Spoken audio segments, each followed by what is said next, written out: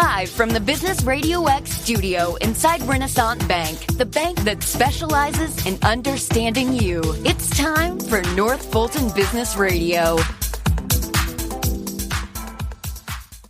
And hello again, everyone. Welcome to another edition of North Fulton Business Radio. I'm John Ray, and we're in our virtual studio. We're not back in our studio inside Renaissance Bank in Alpharetta quite yet, but we hope to be there at some point in the near future as conditions allow. But in the meantime, if you're looking for a more personal experience with your banking, whether that's business or personal, give Renaissance a call. They've done a great job for a lot of the small businesses I know of personally who have been after SBA-related PPP financing and other loans. So if you're looking for someone whose phone is actually on the hook, who they answer their own phone, who will give you a more personal experience,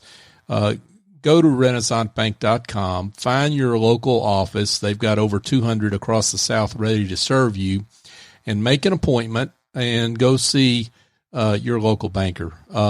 They do awesome work, and I recommend them personally. Renaissance Bank, understanding you, member FDIC. And now I want to welcome Denson Pepper. Denson is a CPA here in the North Fulton area. Denson, welcome. Thank you. I guess you're much more than North Fulton and in terms of the clients you work with, actually. But why don't you give everybody a little overview of you and what you're up to and how you serve the market? I'm a CPA. My office actually located in Ackworth. Although the internet allows me to connect with virtually anybody, I specialize. I've been a CPA licensed originally in Florida, moved to Georgia in 1979, and I've been here since. In about the last 5 to 7 years, maybe a little bit longer, I specialize now in tax resolution work, which means that either you filed a return and you owe money to the IRS and or the state of Georgia and have been unable to pay it, or in a little bit more serious situation, you haven't filed your income tax return. So I'm the kind of person that has to make sure that the returns are done, or if they're done correctly. And then we have to make sure that it's assessed properly by the federal and state governments. And then we see about generally establishing a repayment plan, but there are a different variety of different options, responses to the two taxing agencies. So that's basically what I do. I have a website, Denson Pepper CPA.com. I do not advertise on TV, but there's more than enough work in the metro Atlanta area without not having to worry about that. You know, it is fascinating to me, and I'm sure other folks that actually file their returns every year, that there are folks that do not file a tax return. Say more about that. Well, the numbers have gotten at least what they statistically when they do an analysis, and I think the last one I saw was 2 or 3 years ago. The numbers of returns that should be filed and owe income tax probably in our country is maybe 5 to 7 million that are not filing their returns. And the numbers I saw, and I don't know how they're figuring this out, but I guess they're guesstimating. The federal government is losing maybe $35 to $40 billion a year just on that alone. Wow. Yep. Just on non-filers. Just on non-filers. Yep. The IRS has now headed, recently appointed a tax attorney out of California who did this kind of work, tax resolution work, if I understand his biography. And he has made more than one comment that he's going to be much more aggressive than past commissioners have been about going after folks that are not filing. And for those people that did file and owe money and have not arranged some kind of repayment plan or some kind of valid response, he's going to be much more aggressive with them. I don't know how large those numbers are, but my guess is they get, I think I read it's probably in the range of, I'm probably underestimating it, $200 to $300 billion a year that they're not collecting as a result of all of this. The IRS budget has been cut by Congress 5 or 6 years straight. And last year Congress did allocate more money, bring in more collection agents, so-called revenue agents and officers. So I think that was passed, and I think they are hiring them. Once we get past next Wednesday, the new due date this year, July the 15th, then we're going to start seeing more collection notices. They're probably going to start using the software that they had for several years and for some reason quit using it to start going after non-filers. They have the capability to find people that are not filing. What folks don't realize is everybody, when somebody pays you a W-2 or sends you do work for them and you're not an employee and you receive, for instance, a 1099 miscellaneous, all of that is posted to your Social Security number.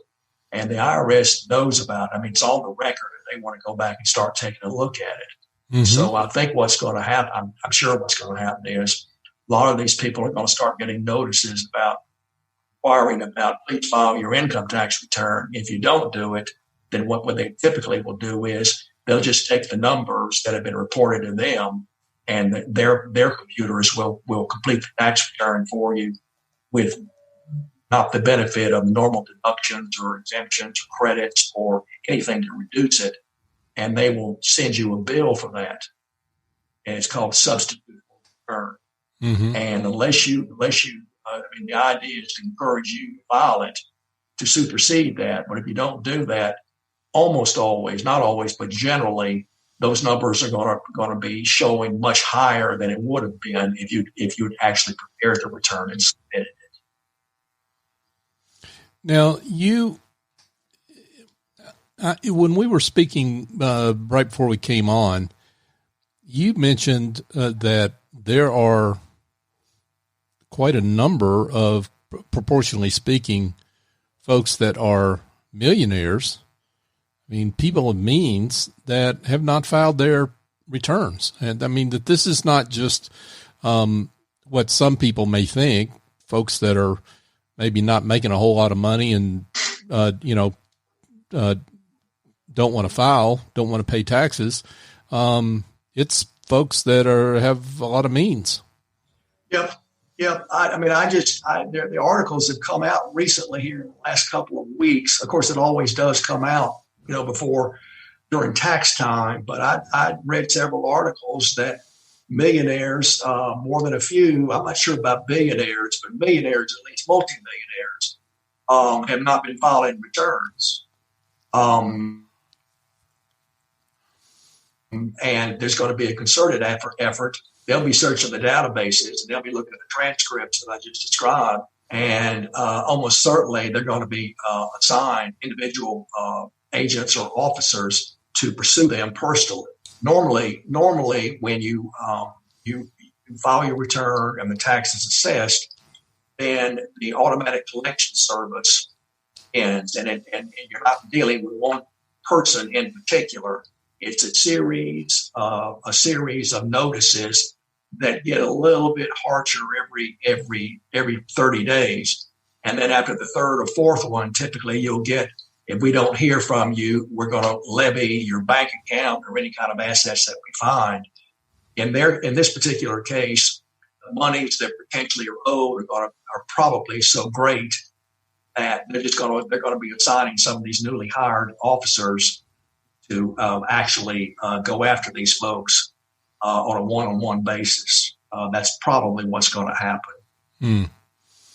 And it's striking in these days of, I guess, electronic, digital footprints, if you will, smartphones,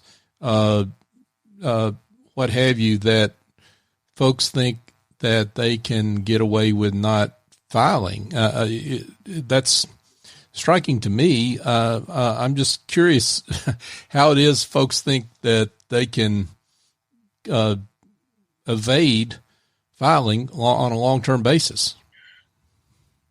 Well, when people come to me, and I have them that haven't filed 6, 7, 8, 9, 10 years, whatever the case might be, sometimes more than that, I always ask them, well, did you receive a notice from federal government or longtime Georgia resident, Georgia, about where the return is? And at least half the time, people will say, well, no, I never received a notice. I thought they had forgotten about me. I didn't receive a threatening levy notice. No one called me. So I kind of figured they had forgotten about me. Well, no, they didn't forget about you. The problem is that if you wait long enough, they're going to forget about you. The other side of that coin is the statute of limitations generally for them to collect, the federal government, is 10 years. I mean, there are things that add to that, but generally for most folks, it's 10 years. That statute does not begin running until the return is filed. So if you won't owe money for prior years and you think you're going to wait it out because you read about 10-year statute of limitations, it doesn't work that way. Now, I will say that practically speaking, in almost all cases, they will only go back 6 years prior to the current year and expect returns to be filed. So I tell people that are scared to death if they hadn't filed in 10 or 15 years. The general rule is absent fraud or some kind of suspected criminality, they will only go back 6 years. And then they will expect you to file on a current basis every year after that. So that would be where we are right now. Mm-hmm. That would be 2013, 14, 15, 16, 17, and 18, and the court's filing 2019. Denson, let's talk a little bit about, I guess, the people ignore notices, right? I mean, I guess they get these IRS notices and they just kind of hope it'll go away. I mean, maybe that's part of the problem, and this builds up over time. Is that the problem that most people have? Yeah. A lot of them that I deal with, they will I'll say, will you please, our first meeting, bring in your notices, and literally they will bring in about a 3-inch high stack of envelopes with the certified green on the outside, and it's never been opened. Right. They get scared. I do this all the time. They get scared, and then they just get kind of catatonic about the whole thing, and they're petrified. They know they've got to do something, but they can't take that first step. And if no one is pressing them about it, then they just put it aside. Put it back in the desk drawer, on the bottom shelf. Folks, we're chatting here with Denson Pepper. He's a CPA and I think maybe a psychologist on the side. Given what you did, the folks you deal with, that probably comes into play, I guess, Denson. But talk about how when someone comes in, they're ready to make good. The IRS is, I guess, hot enough on their trail that they feel like they need help. How does it work? How does someone work with you? Well, typically what I do is we talk about it, and the first thing I always do, and I'm assuming everybody in tax resolution does this too, you get a signed power of attorney for, if it's husband and wife, you get one separately for them, but get one for everybody. And then I submit that to the federal government, and then although it's slowed down with the shutdown here recently, in maybe 10 to 15 business days, once the IRS has accepted it and it's in the system, then I can pull all the transcripts and I can go back at least 10 years and take a look at their history. A lot of people don't even know if they filed. A lot of people thought they filed and didn't file, but that's the starting point to see the extent of the problem. And it's like a roadmap for what the IRS has done, penalties and interest assessed. And then we have a discussion about either returns have to be caught up and filed while we're doing all that, or we need to take a look at what the years are by year, how much is owed, including the tax and penalties and interest. And then typically the client will fill out a questionnaire online, which basically they will go in and indicate their assets and liabilities and their monthly income and expenses. And then that's the basis for seeing what according to IRS regulations, what they would accept as some kind of repayment plan to begin. A lot of people get up, they're I don't know, they make too much out of this. It's not rocket science, but it sure can be made that way, and if you let it get complicated. When you fill out that stuff, then that brings up a variety of possible alternatives. There would be a full pay installment agreement where you agree to pay off everything you owe, and then we discuss how much it would be, and that would be related to what the questionnaire indicates, and then it would be over typically 60 to 72 months. Now, at the same time, if you are a homeowner, then if they haven't placed a lien, the federal government, then that's the time when you're probably going to get a notice if they placed a lien on your home, which gives notice to all other creditors. I see more cases where people are trying to refi or maybe refinance and take cash out, and there's the lien sitting there, and they can't do it because they're going to be paid first, and a lot of folks get confused about all of that. So that's when I see a lot of this stuff. And sometimes we can work around that or subordinate the lien, or we can have it paid off to get them out of that situation, or reduce below a certain level. And then the federal government will agree to allow you to repay it on some kind of repayment plan, but they have released it or subordinated that lien. That makes life a lot simpler when somebody starts checking your credit out. It doesn't look good, and it's certainly not to your benefit if somebody's looking to loan you money or you want to purchase. But that's typically the process. I will mention that since I see Optimum Tax, especially on TV, and some other firms from midnight to 3 a.m. when I'm unable to sleep sometimes. I see them too on there. The offer and compromise, it is a viable alternative, and yes, I have used it, and I've got one going right now. It's not quite as simple as they make it out to be. If you qualify for an offer and compromise with the federal government, it generally takes, just to give you an idea, if you start right now and you submit all the paperwork, then it's typically going to take 3 to 5 months just to get an agent assigned, just to begin the process of vetting what you submitted, and before you even get to the decision-making process. And while that's going on, this statute of limitations I talked about, the 10 years typically, that period where the offer is outstanding, and I think 60 days after that, whether you're successful or not, because if you're successful, you don't care. If you're not successful, then that time frame is going to be added to the 10 years. So I don't think they always tell you that going in, but for a lot of people, it's not going to make a difference anyway. But yeah, I want to make sure compromise, even though you have the numbers. Yeah, even if you otherwise the numbers, and just to give you an idea. And by the way, if you're interested in an offer and compromise, you can go online now. They've had it for several years. The IRS has their own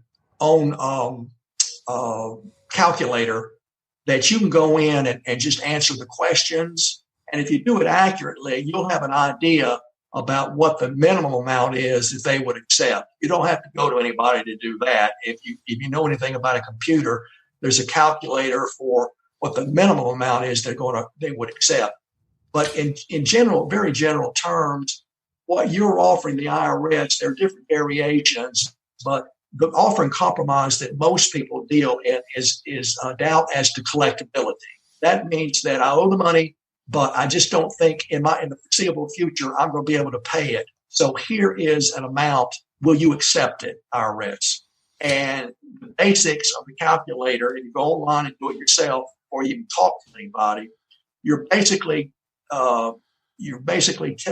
indicating your personal net worth. That would be your assets minus your liabilities, and then it would be your projected monthly income minus allowable deductions over a 12-month period. So you put those two together, and in broad terms, that would be your minimum offer. It's not a foolproof thing, and the IRS has discretion to say, well, you know, I'm looking at the numbers and I agree with you, and yeah, you want to pay me $25,000 and you owe $100,000, so you want us to write off $75,000, even though you otherwise qualify. They still can tell you that, yeah, that's fine, but we think there's 7 years left to collect on you, and we think that we can collect more than $25,000 without accepting this. And they don't quite bring that up in those commercials, but the other thing is too, and I don't know the answer to the question because I haven't seen in my literature yet. And they're not really. They basically have shut down collections till July 16th, technically.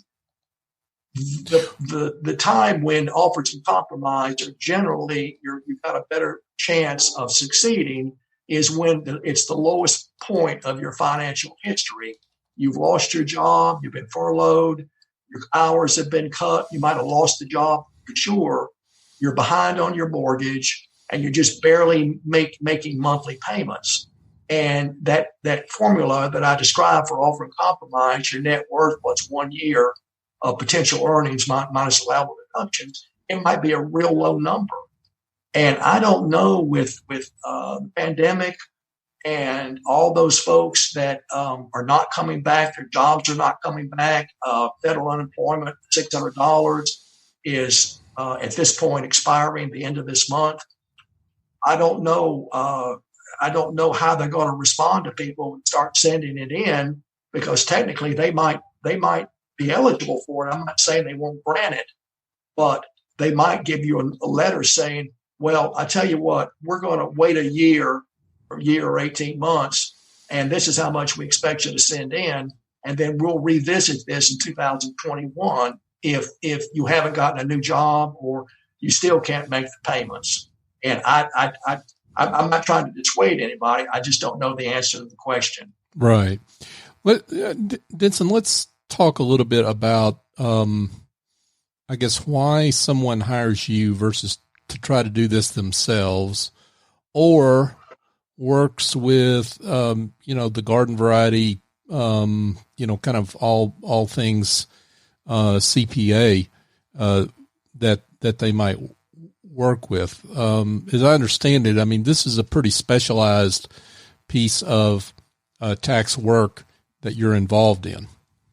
It is. I think what I attempt to do with people, number one, although this is less so than it was before the shutdown, I always met with somebody at least once in my office, face to face, so they know who I am, and we talk about it, and we get an understanding of what we're trying to accomplish. A larger firm, I truthfully don't know. I mean, if you're calling somebody in a different city, I'm not sure if that's how Optimal works, so they have a local line. But my guess would be if they're advertising that much, no matter, good gosh, what the TV advertising costs must be to those guys, they're going to have to mark it up at least enough for that. plus the attorneys and or CPAs that are actually doing the work that I do, plus a profit margin, I wouldn't profess to know what they're charging. Sometimes I hear about it. The only thing I can say is for the people I deal with, I take it personally, and I make sure, number one, that we catch up appropriately. I review their tax returns that the assessments were based upon to make sure there's not a problem there. It wasn't done incorrectly. And then the part that I always emphasize is no matter what the IRS agrees to, that you might say, well, that's a good deal.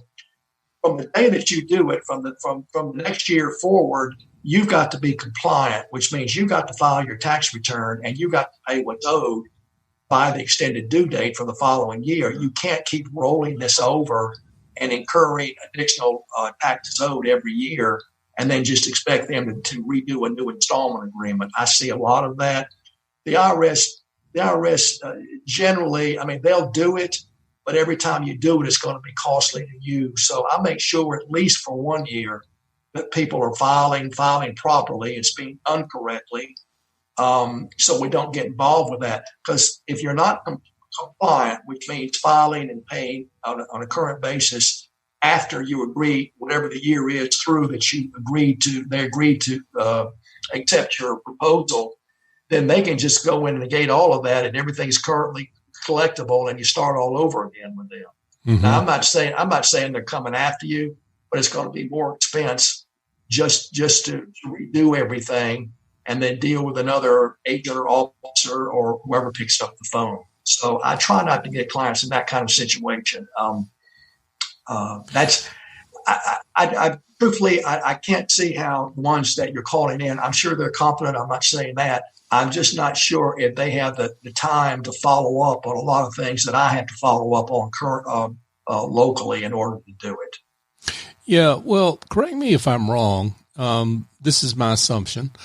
I would think that the IRS would see me as a Joe taxpayer. I'm trying to make things right. If I've engaged Denson Pepper, who's experienced and got a lot of record of contact with the IRS, and you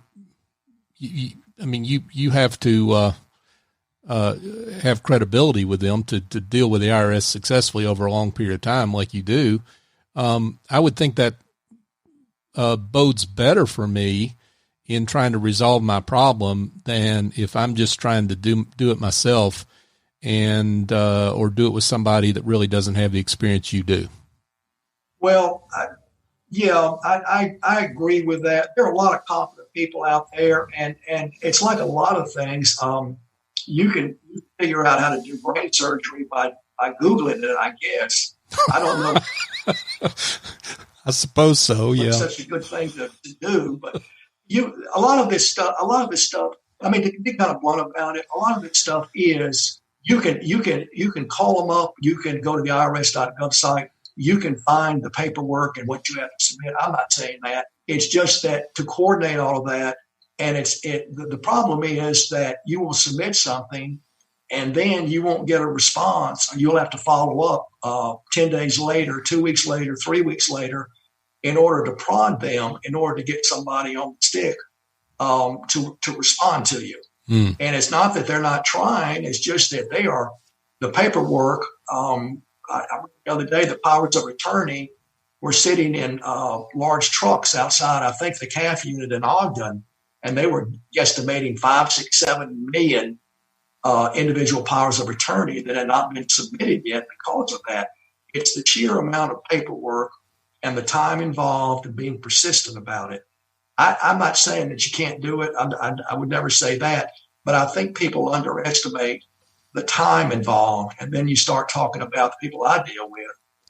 What's the value of your hour, and is it going to be worth your while to pursue all this? The other part is that after a couple of years of doing this, I think one thing that I've found is if you're upset or you're nervous, like we all would be, if you owe money or you hadn't filed or whatever, if you start talking to whoever picks up the phone, for instance, to the IRS, you can say the wrong thing. And I've had clients or before they came to see me, potential clients that screamed at the IRS, that cursed them, profanities on the phone. I mean, it got to the point really where we got almost close to the threat threshold.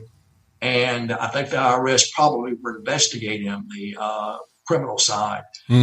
When I deal with them, I don't have to do that. I don't have to I have to be involved, be persistent, but I try not to bring the emotions in. I try to look at everything dispassionately and what's best for the client before we proceed. And not every case, there are people that have done it, and I'm sure they're going to be doing it. But oftentimes the IRS prefers to deal with somebody that does this day in and day out, so they don't waste their time submitting stuff that's going to have to be resubmitted or making offers that are just unreasonable, or more importantly, with what we're going into right now after next Wednesday, that are appealing everything for 3 to 6 months and wasting everybody's time when probably they're not going to get their way anyway.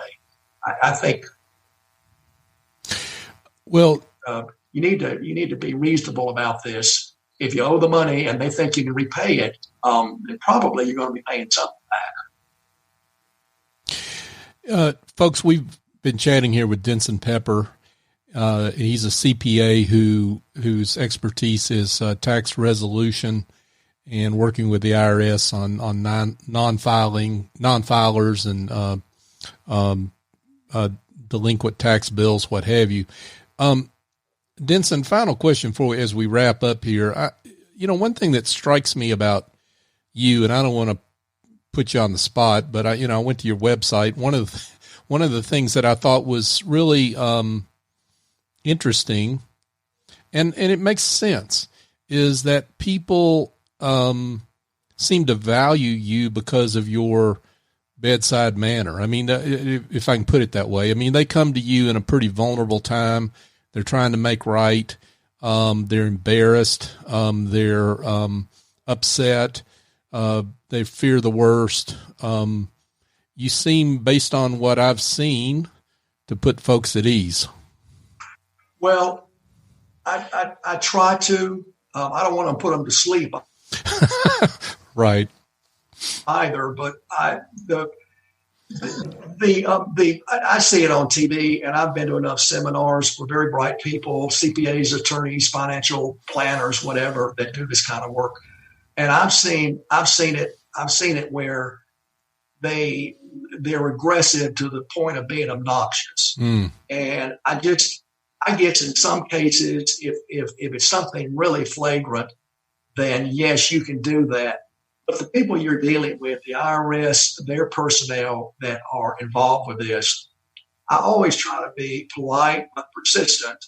And then if necessary, we talk to a manager if I think the agent I'm dealing with is incorrect in what they're saying. But I never, ever get to the point of yelling or screaming or jumping up and down or threatening or the rest of it. It doesn't help matters any. It just, you're dealing with human beings, and every time you talk to somebody at the IRS, they are entering information on the electronic file about their conversation with you. And it's just not a good idea to get involved with that. I don't think it's necessary.